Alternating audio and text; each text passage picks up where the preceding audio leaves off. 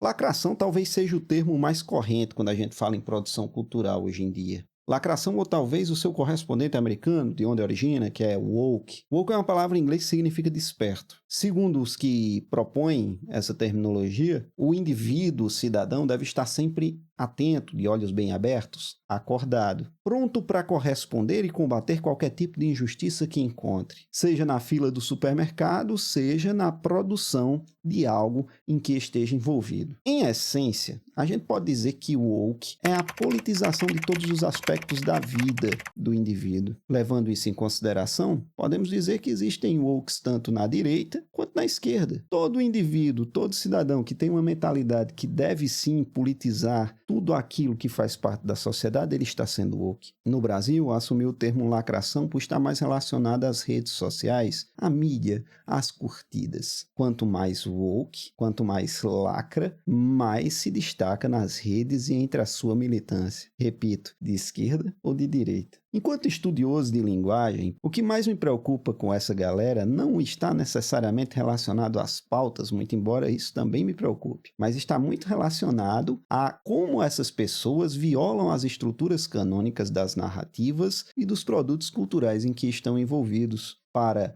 sobrepor elementos políticos que interessam a eles. Perceba que não estou entrando no mérito da pauta política, mas sim da distorção de estruturas canônicas. Eu já fiz um outro vídeo aqui no canal onde discuto a influência da literatura clássica nas produções culturais em geral, e lá eu explico um pouco de como nossa mente tem estruturas prefixadas que produzem e absorvem cultura. Por isso que alguns modelos que chamamos de canônicos das narrativas, eles existem e continuam sendo perpetuados ao longo das eras. Não é porque uma sociedade opressora impõe essas estruturas e existe um manual para isso, mas é porque nossa mente está mais adaptada a elas. Afinal, somos nós mesmos que produzimos para consumir. Gostamos disso. Estamos adaptados? Nos atrai? E já que eu falei num vídeo que eu já trabalhei aqui no canal, é um momento oportuno também para apresentar-me. Então, se você se interessa por algum desses temas relacionados à linguagem, narrativa ou até educação, por favor, se inscreva e curta esse vídeo. Aliás, esse modelo de vídeo também é uma experimentação, porque os outros vídeos aqui do canal anteriores a isso, você verá que são mais scriptados. Essa é a ideia, a gente fazer um papo mais descontraído, leve e solto. Estou aqui com um roteirinho na minha tela apenas topicalizado, conforme eu faria numa aula. Se você gostar desse tipo de conteúdo dessa forma, por favor, curta ou até teça um comentário aí na seção de comentários. Isso vai ser um importante termômetro para que eu possa avaliar em que modelo seguir. Voltando ao nosso tópico, então, hoje pretendo conversar com vocês sobre a lacração, mas não numa perspectiva da lacração por si. Já acabamos de definir o que é lacração, o que é woke, mas numa perspectiva da narrativa, da linguagem, nos produtos culturais. A minha ideia é demonstrar, por meio da análise de produtos ou de narrativas ou dessas estruturas canônicas que estão nesses produtos e narrativas e de como eles são subvertidos, demonstrar por que a ideia de lacrar ou de implantar um elemento woke nessas obras é ruim. A ideia desse vídeo é demonstrar tecnicamente por que obras woke, que assumem uma postura de lacração ou woke, fracassam. Há uma explicação para isso. E não está relacionada a uma consciência social de que as pessoas não estão aguentando esse tipo de lacração. A minha tese vai na direção oposta. As pessoas não ligam para a pauta política que está numa obra. O que elas querem é que aquela obra seja boa. E uma obra boa tem certos elementos que são indispensáveis. E a gente pode, para começar, citar pelo menos 2 exemplos de obras que foram um sucesso um dia e acabaram caindo no limbo da desgraça, da falência, do fracasso por causa da adoção de elementos woke. O primeiro deles é famoso e até batido, Star Wars. É uma franquia de sucesso. Embora George Lucas, na segunda trilogia, tenha desagradado boa parte do público, continuava vendendo bastante. Todo o produto de Star Wars sempre foi sucesso garantido. Quando a Disney comprou, lançou uma nova trilogia, e essa nova trilogia foi um fracasso. Assim como tem sido um fracasso boa parte dos produtos que são lançados relacionados a esse universo. Embora muitos apontem e digam que esse fracasso vem por uma revolta das pessoas ou do público, como eu já disse, isso não tem nada a ver. O fato é que a Disney, ao produzir essas novas obras de Star Wars, está esquecendo elementos estruturais canônicos, que inclusive Star Wars utiliza conhece muito bem. O mesmo tem acontecido com o universo cinematográfico da Marvel, que conseguiu um sucesso avassalador na sua primeira fase, fez um fenômeno cinematográfico incrível, algo nunca visto antes, e que na sua segunda fase, na sua segunda jornada, eu não sei se eles classificam como segunda fase especificamente, mas enfim, vocês entenderam, até ali, Guerra Infinita. Em Guerra Infinita já começou a quebrar um pouco esses elementos, depois, no segundo momento, fracasso. Nada que eles tenham lançado tem conseguido adquirir sucesso, com uma ou outra exceção. E o motivo, repito, é o mesmo, que não tem nada relacionado a uma falta de paciência do público com essas pautas. Em certa medida, uma ou outra pessoa, um ou outro grupo pode reconhecer isso e evitar esse tipo de obra por causa desses elementos. Mas o que eu defendo é que há outros elementos que são superiores a este no final, na equação final. E para analisar isso, eu quero propor que vejamos todas essas obras e produções por dois aspectos. O primeiro, do personagem, e o segundo, na narrativa em si. Estes dois elementos que conversam entre si e são dependentes, eles também podem ser analisados de forma isolada. Então vamos pegar primeiro o personagem, vamos falar dos personagens dessa obra, ou dessas obras. A primeira palavra de ordem, quando a gente fala de personagem nessas narrativas woke,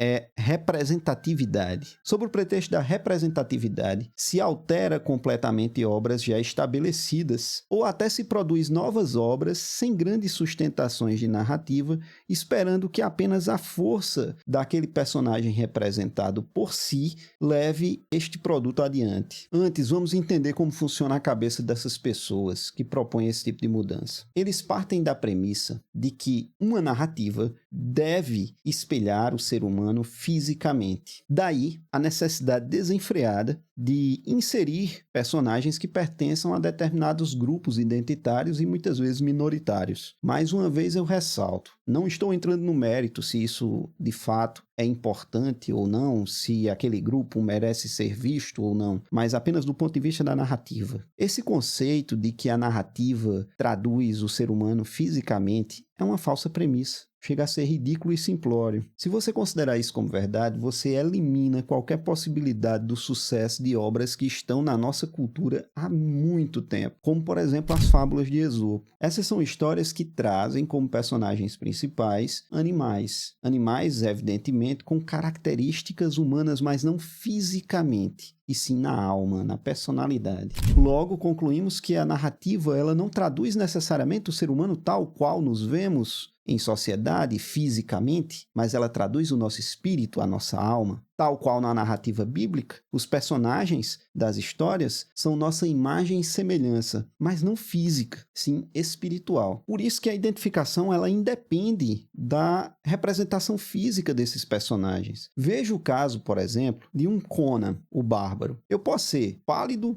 doente, fraco e mesmo assim acompanhar as histórias de Conan e conseguir me identificar com vários aspectos desse personagem. Do mesmo modo, quando você assiste um filme como Rocky Balboa, mesmo sem ser boxeador, mesmo sem morar na mesma região que Rocky Balboa, você consegue entender as motivações daquele personagem e em vários momentos se identificar com ele. E isso acontece com personagens de outras etnias também. Filmes de Kung Fu são um sucesso, apesar de todos eles serem protagonizados e repletos e povoados de orientais. Os exemplos são inúmeros para combater essa falácia. Então a gente consegue, num primeiro momento, já desmontar a premissa da qual essas pessoas partem. Num segundo momento, a gente pode ir um pouco mais fundo e pegar exemplos. Se a gente pega, por exemplo, se a gente enxergar o que está acontecendo com uma obra clássica, Senhor dos Anéis, de Tolkien. Essa obra está sendo adaptada pela Amazon, numa série chamada Os Anéis do Poder. Essa série tem passado por uma série de polêmicas pela adaptação de alguns personagens. Por exemplo, trazer elfo feio, que não é um ser bonito, como a descrição proposta pelo próprio autor da obra. A premissa da qual essas pessoas partem é outra. Alegam eles que são personagens de ficção e, assim o sendo, você pode fazer absolutamente tudo com suas características físicas. Afinal, são personagens ficcionais, são personagens da fantasia, eles não existem no mundo real, podem ser alterados à vontade. Aqui precisamos ressaltar algo muito importante. Não é porque o personagem é ficcional, não é porque o personagem vive num mundo de fantasia, que suas características físicas são inúteis, ou que foram colocadas pelo autor ali por mero capricho. Ainda pegando, para aproveitar o exemplo de Senhor dos Anéis, a gente não pode, de modo algum, construir um hobbit com 2 metros de altura. Ele não será mais um hobbit. Da mesma forma, um orc não pode ser belo e loiro. Algumas características físicas estão ali para falar sobre o personagem, para ajudar na sua construção. É por isso que, se encontrarmos um personagem que bebe sangue, tem presas, medo do sol, passa o dia dormindo, vive durante a noite, vamos dizer que é um vampiro. Alguns elementos e algumas características desse personagem são fixos. Outros, claro, evidentemente, são irrelevantes. Pouco importa sabermos se o cabelo do hobbit é encaracolado ou liso, castanho ou preto, não importa, mas algumas características são fundamentais. Mas não tem problema, alegarão. Basta o público se acostumar com essa nova versão. Não é bem assim. Como dito, essas características foram colocadas lá não à toa. Alterá-las requer um trabalho de engenharia narrativa gigantesco. E muitas vezes, na maioria das vezes, na verdade, isso vai quebrar o elo da verossimilhança, que é um conceito que daqui a pouco, quando a gente for falar de narrativa, eu vou explicar melhor. Guardemos ele um pouco. Pois bem, esperamos o ponto do personagem, revisando o que vimos até aqui. Primeira coisa, as narrativas não trazem os personagens enquanto espelhos físicos do ser humano, mas sim representações de nosso espírito, de nossa alma. E o segundo ponto é que os personagens possuem características físicas que precisam ser respeitadas, elas não foram colocadas à toa, elas não foram inseridas na narrativa de modo aleatório, portanto, algumas devem ser respeitadas, para não causar estranheza e quebrar o vínculo da verossimilhança. Superado isso, vamos entender agora o nosso segundo ponto, a narrativa. Como eu já disse, a narrativa tem camadas estruturais que são canônicas, que elas estão perpetuadas ao longo das eras, ao longo de nossas produções. E isso não acontece à toa, não é porque tem um manual que nós devemos seguir. Esse manual até existe, mas ele está cravado dentro da nossa mente. Temos estruturas cognitivas pré-fixadas e essas estruturas nos ajudam a construir essas narrativas que voltam para a gente por meio do consumo. E por isso que a gente gosta tanto de boas histórias. As boas histórias, elas têm modelos, padrões, que podem ser facilmente identificados. Um desses exemplos de identificação dessas estruturas é o que Joseph Campbell fez no Herói de Mil Faces. Diferente do que ele fala lá, nem toda narrativa segue aquela estrutura que ele colocou, mas aquela é uma possibilidade. E essa possibilidade, ela funciona, não é de graça, ela funciona porque temos estruturas pré-fixadas. Abrindo parênteses aqui, muito surpreendente é que muitas dessas pessoas que acreditam nessa subversão dessas estruturas pré-fixadas, que ignoram completamente, por exemplo, a estrutura descrita por Joseph Campbell, são pessoas que acreditam profundamente nos ensinamentos de Freud e Jung, que especificamente Jung trouxe muitas contribuições para o estudo das narrativas, porque ele conseguiu também identificar várias estruturas. O próprio Joseph Campbell bebe muito nele. Essas pessoas ignoram isso para construir a sua obra politizada. Mas voltando ao tema. A primeira coisa que devemos entender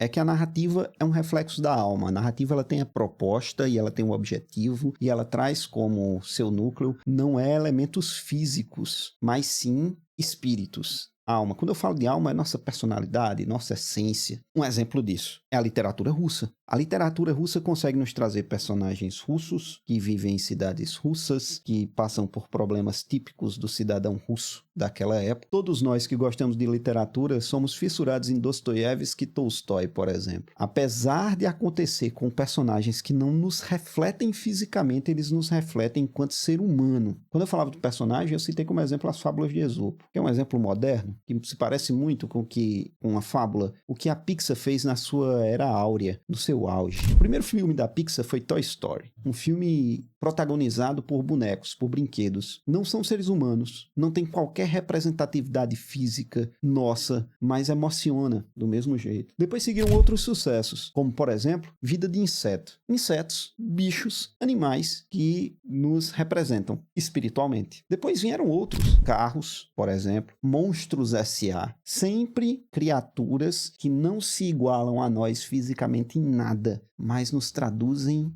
espiritualmente de forma excepcional. E esse é um dos truques utilizados em fábulas, inclusive. Quando você transforma o personagem em algo que não é humano, num animal, por exemplo, você consegue chamar a atenção para aquilo que realmente importa, os seus aspectos internos, a sua personalidade, os seus conflitos, as suas motivações, os seus problemas. A Pixar fez isso muito bem durante muito tempo. E adivinha como que a Pixar acabou caindo no limbo e virando só mais uma empresa de Hollywood produzindo mais algumas obras fracassadas? Pois é.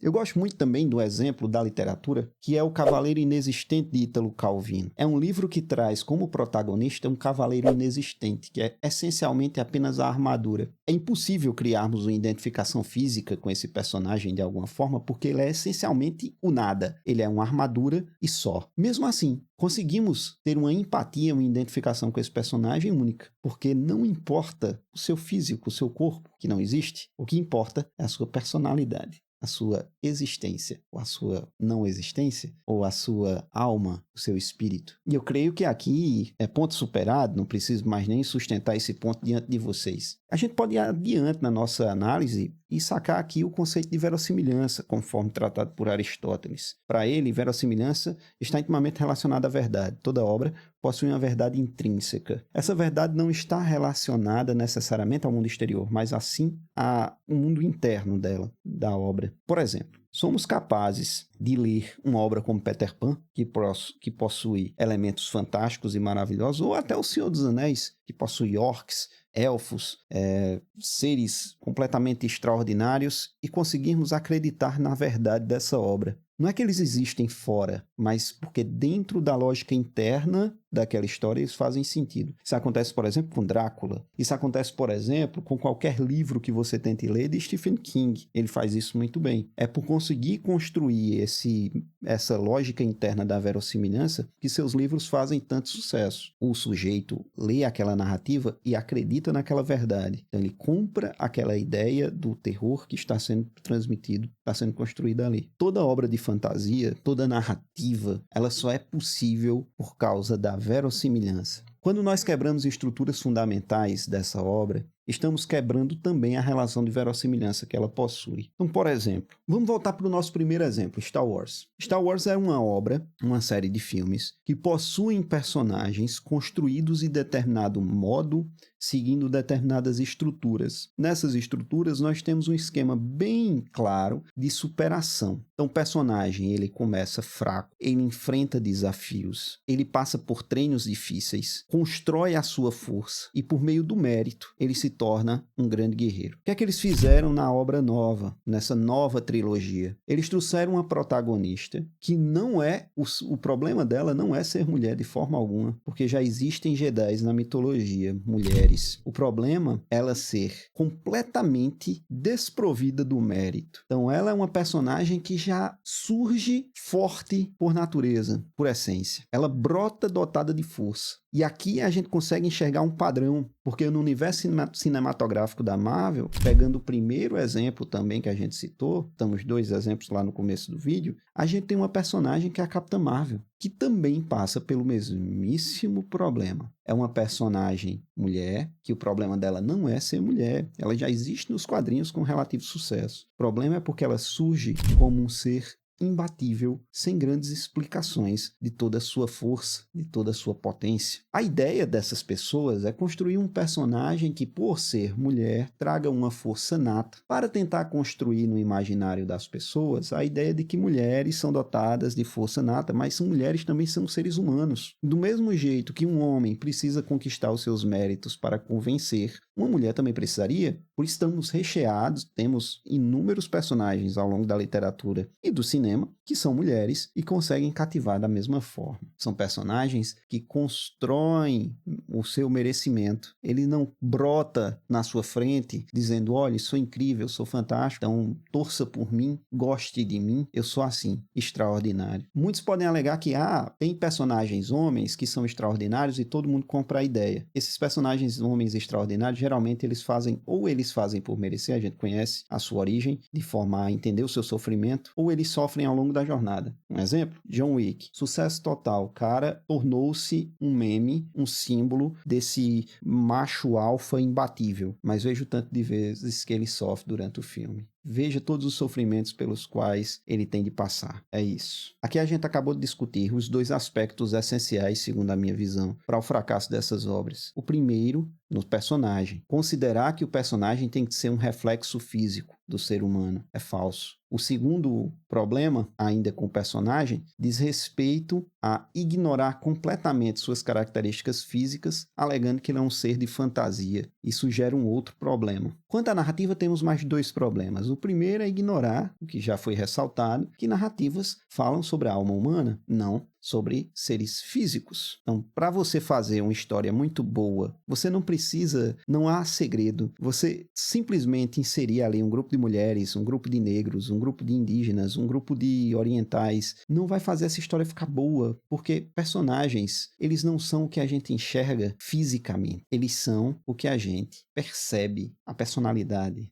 a alma, as superações. E o segundo problema ainda dentro da narrativa é a verossimilhança. Existem estruturas que precisam ser respeitadas. Quando você quebra a verossimilhança, você quebra essa estrutura, você torna essa obra ruim. Essa obra é pouco palatável, ela não se sustenta por si só. O público não vai comprar aquela ideia. A quebra da verossimilhança, isso é importante ressaltar, acontece não apenas quando você rompe elementos estruturais da narrativa mais intimamente relacionados ao enredo, mas acontece também quando você altera algum personagem por algum motivo. Eu espero que tenha ficado claro que o maior problema dessas obras não é necessariamente as pautas que elas abordam, mas sim o modo como isso é feito. E a gente está recheado de excelentes obras que trazem elementos que podem ser considerados woke, ou está no radar desse tipo de produção woke, e que são obras muito boas, que nem por isso deixaram de ser excelentes narrativas, excelentes produtos culturais. E eu vou trazer aqui um exemplo de algo produzido recentemente, mas produzido no Oriente, um anime, chama-se Ranking of Kings, que por sua vez, como a maioria dos animes, é baseado num mangá. Essa é a história que traz um protagonista bem peculiar. Ele é um menino surdo-mudo. Ele também é um menino muito pequenininho para a idade dele. Sem qualquer força, ele não tem força alguma, ele é muito fraquinho. E por não conseguir falar, não ouvir e não conseguir empunhar uma espada, ele acaba sendo vítima de muito bullying na sociedade em que ele vive. Ele vive num cenário, num mundo de fantasia aos moldes medievais. E ele é um príncipe, ele é filho do rei. O rei, pai dele, a mãe já falecida, eram gigantes. Portanto, ele devia ser um gigante também, e ele não é. Isso causa estranheza em todo o mundo. E ele é vítima de bullying, ele sofre muita chacota. E esse personagem, ao longo da trama, precisa superar essas suas limitações e conquistar o seu espaço, coisa que acontece. Como é uma obra muito cheia de detalhes, qualquer minúcia que eu falar aqui pode ser que eu entregue algum spoiler e acabe estragando sua experiência ao ir assistir. Mas eu trago ela como esse exemplo de uma obra que traz uma minoria, afinal, surdo-mudo é uma minoria da população, mas de modo algum isso prejudica a narrativa. Pelo contrário, é usado como elemento fundamental dela. E mesmo sendo o elemento fundamental da história, em momento algum nós temos palestrinha, nós temos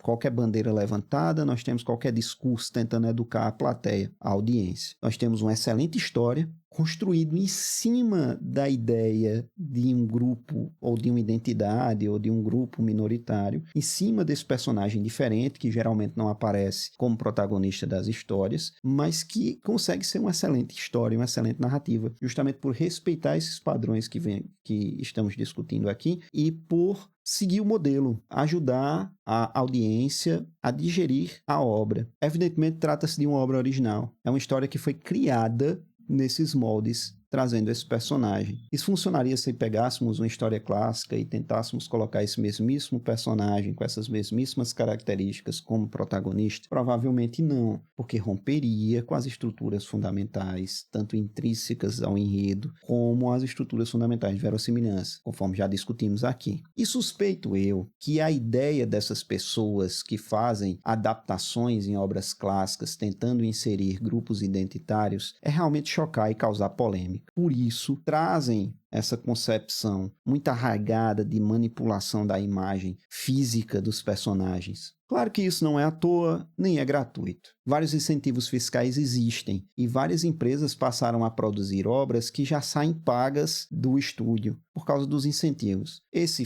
tipo de fenômeno gerou distorções absurdas, como empresas que xingam o seu próprio público. Não quer? Não consuma? É algo completamente imaginável. Pense no padeiro. Não, estou fazendo o meu pão aqui. É um pão horrível. Se você não quiser, você não compre. Vai quebrar minha padaria. Mas essas pessoas não estão preocupadas com isso por causa que o dinheiro acaba vindo de outras fontes. Evidentemente, conforme o tempo vai passando e não tem muito retorno financeiro, essas outras fontes também secam e esgotam. E as empresas começam a tomar um novo rumo e mudar a sua perspectiva e acabar voltando para aqueles padrões que a gente já discutiu, como os clássicos. Nesse contexto, parece que os orientais se mantiveram imunes a esse tipo de coisa durante muito mais tempo. Por isso que eu citei um anime vindo de lá. Mas a gente tem boas coisas sendo produzidas por aqui também nesse sentido. Assim como temos obras até clássicas sendo produzidas no cinema que trazem esses elementos de novo sem dar muita bandeira para esse sentimento woke. Em essência, é isso. Espero que tenha ficado claro para você qual o problema. O problema não é a pauta política. Evidentemente, ela faz algum efeito, ela muda a perspectiva com que as pessoas digerem aquele produto, mas o primeiro problema, o primeiro sintoma, o primeiro motivo, a primeira causa do problema não é necessariamente a pauta política, mas sim a alteração da estrutura dessas narrativas. É essas pessoas ignorarem completamente que existe essa estrutura e tentar moldá-la ao seu bel prazer. Aqui ficamos na esperança, torcendo para que o público cada vez mais mostre por meio do bolso que não engole qualquer coisa e que sim, estruturas são importantes, estética é importantíssimo. Não é porque está colocando uma pauta política qualquer que essa obra vai fazer sucesso, seja uma pauta de esquerda ou uma pauta de direita. Por hoje é só, nos vemos no próximo vídeo. Não esqueça, curta, inscreva-se e se gostou do formato mais espontâneo, deixe seu comentário, ajudar a fazer um termômetro disso, tá bom? Valeu, que Deus abençoe, até a próxima.